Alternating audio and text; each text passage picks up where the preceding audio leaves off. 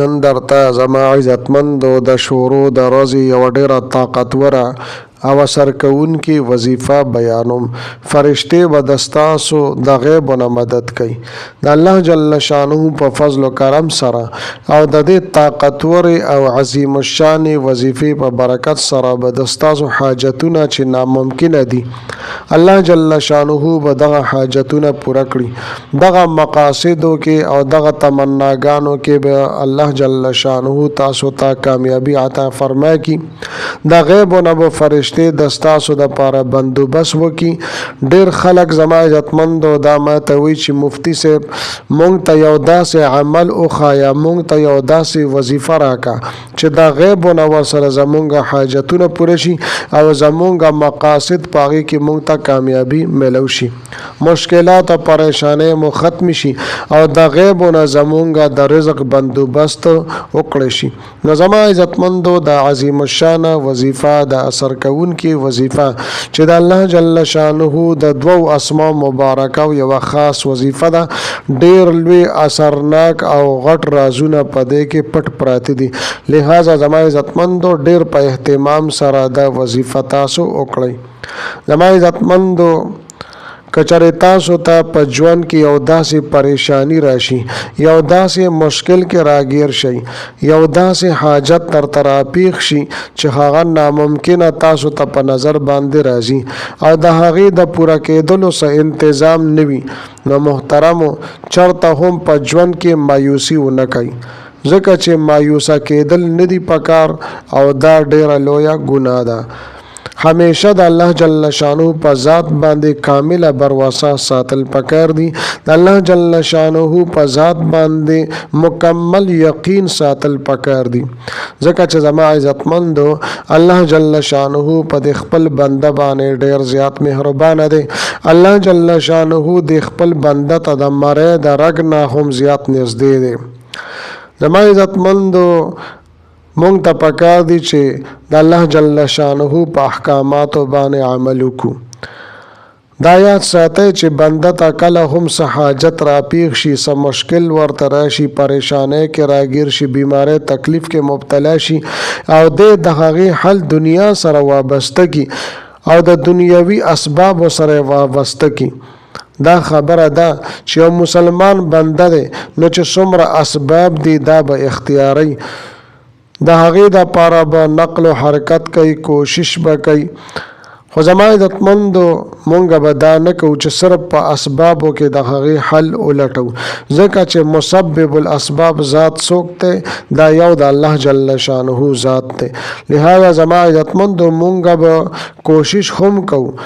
او اسباب به هم استعمالو، خو لیکن نتیجه بروسه او یقین دا به د الله جل شانه په ذات باندې ساتو. لکه زما عزتمندو مونږ مثال کې یو بیمار واخلو نو علاج کول دا سنت طریقه ده. ډاکټر ته بمزو، حکیم ته بمزو، دوايي بمخرو او دې سره به مونږ پرهیز هم کوو، خو دې سره به زمونږ دا یقین وي چې الله جل شانه به ماته شفا راکوي. ځکه چې زما عزتمندو په دې ټوله دوایي کې او ټوله اسبابو کې اثرات اچول دا یو د الله جل شانه ذات کوي. په دوایي کې شفا ور اچولو والا دا یو د الله جل شانه ذات دی چې زمونږ دا یقین وي چې دا ډاکټر به څوکي، دا دوایي به څوکي، که الله جل شانه وغواړي نو ماته به په دې دوایي کې شفا واچي او دا به الله جل شانه ماته د شفا ذریعہ وګرځوي. زما عزتمندو دا صرف احتیاطي تدابیر دي او دا یو سنت طریقه ده، دا به مونږ کوو، لیکن چې زمونږ د زړه د عقیده مضبوطه وي چې کریم رب د شفا ورکولو والا ذات دی، الله جل شانه د حاجتونو پوره کولو والا ذات دی، د مشکلات او د پریشانو ختمولو والا او د تکلیفونو د ختمولو والا دا یو ذات د الله جل شانه دی. زما عزتمندو مونږ به دا کوشش هم کوو او حربې به هر رنګ استعمالو، اسباب به استعمالو، لیکن نتیجه به مونږ په الله جل شانه باندې پریزو.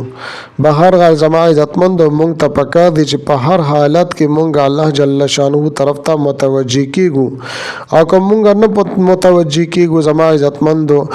او د دینه علاوه مونږ بیا عبادتونه کوو نو الله جل شانه دی معافیو کې زمونږ عبادت دا بس عبادت وي لکه مثال په تور باندې موز واخله زما عزتمندو مونږ موز داسې طریقې سره کوو چې زر زر تینا ځان خلاصو او زمونږ رکوع او سجده مغه برابر نوي نه زمونږ هغه تلاوت او تلفظ زمونږ برابر وي نو ورکه خشوع زو هغه زمونږ برابر وي زما عزتمندو چې مونږ موس په عجزه سره ونکړی شو نو بیا ته سوچ وکړه دا رنګ زما عزتمندو د قران شریف تلاوت چې دا ټولو کې اهم عبادت ته مونږ د قران شریف تلاوت نکو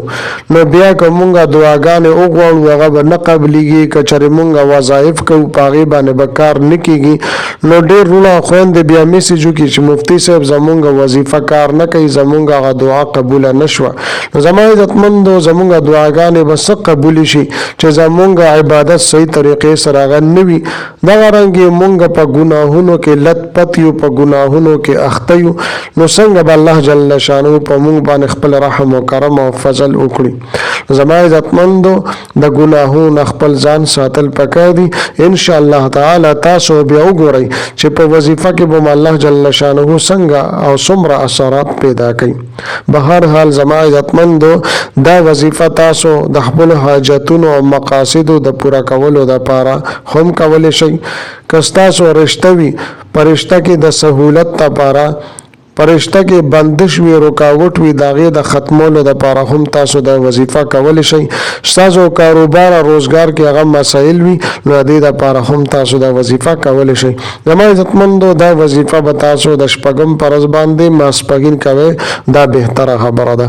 او عام ورځو کې هم تاسو دا وظیفه کولی شئ کله چې ستاسو حاجت راپېښ شو مقاصد وي د رشتې حوالې سره کاروبار حوالې سره نو هغه ټایم چې څه ټایم هم وي د شپې د ورځې نه تاسو دا وظیفه او دا عمل کولی شئ به هر حال زما عزتمندو اوس راځم وظیفې طرف ته ترتیب او طریقې کار دا دی چې د ټولو نه مخکې به تاسو 100 مرتبه سل پیرې تاسو درود شریف لولئ چې کوم درود شریف تاسو ته آسان وي هغه تاسو ولولئ صلی الله علی محمد یا صلی الله علیه وسلم د دې نه پس به زما عزتمندو د الله جل شانه د دوه نومونه دي یو د الله جل شانه ذاتی نوم دی یعنی خپل نوم او دا دویم د الله جل شانه صفتی نوم دی یعنی دا د الله جل شانه صفت یا وهاب معنا اے ورکون کیا نو زما عزتمندو ډېر بهترین او جامع کلمات دي نو یا الله یا وهاب یا الله یا وهاب دا به تاسو 100 مرتبه سل پیرې ولولئ او بیا زما عزتمندو اخره کې سل پیرې درود شریف ولولئ او بیا به د دعا لپاره لاس پورته کې چې تاسو سم دعا ده د څه لپاره تاسو دعاګانې غوښتل غواړئ د هغې لپاره دعاګانې وغواړئ ان شاء الله تعالی تاسو زما په دې خبرو باندې عمل وکړئ بیا تاسو ګورئ چې تاسو دعاګانې به هم قبلېږي تاسو په وظایفو کې به ډېر لوی اثرات الله جل شانه اچوي زما عزتمندو امید لرم چې دا ویډیو دا وظیفه و ډېره زیاته خوښه شوي که ویډیو مو خوښه شوي وي ویډیو لایک کړئ چینل سبسکرایب کړئ ملاویږم به تاسو سره بلې ویډیو کې بلې وظیفې سره تر هغه وخته پورې مال اجازت راکړئ د لوی الله په امان